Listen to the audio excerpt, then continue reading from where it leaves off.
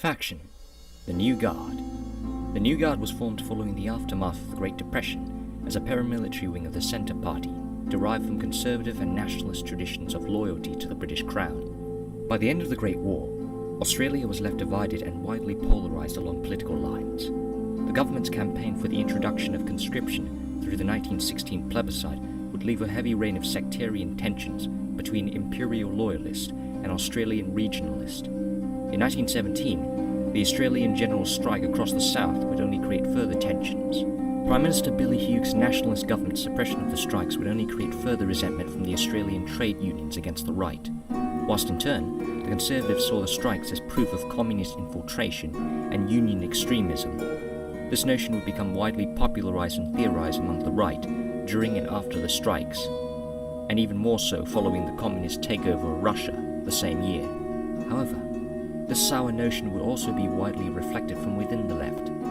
Following the general strikes and the Labour Party split during the 1916 conscription debate, several radical trade unions signalled their intent for the creation of a single big union state, one where the interest and governance of the society would be captained by the Australian trade unions. Led by Jock Garden, these radical elements of the Labour Party would break off and merge into what would in 1920 become Australia's Communist Party.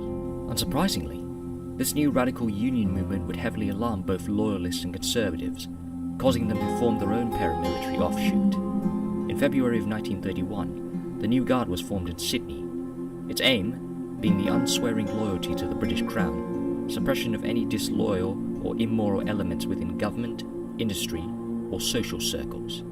Led by Eric Campbell, a First World War veteran, the movement would attract many former servicemen who volunteered in the name of King and Country, many of whom held strongly nationalistic and anti-communist views towards Australia.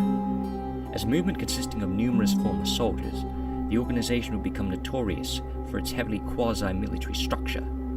At the top of the leadership were the divisional commanders, the zone commanders, and the chief commanders, whilst at the bottom, members were placed into three classes based on physical and technical aptitude.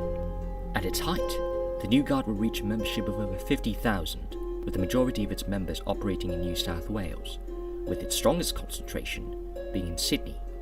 The group would come into repeated conflict with New South Wales' Labour Premier, Jack Lang.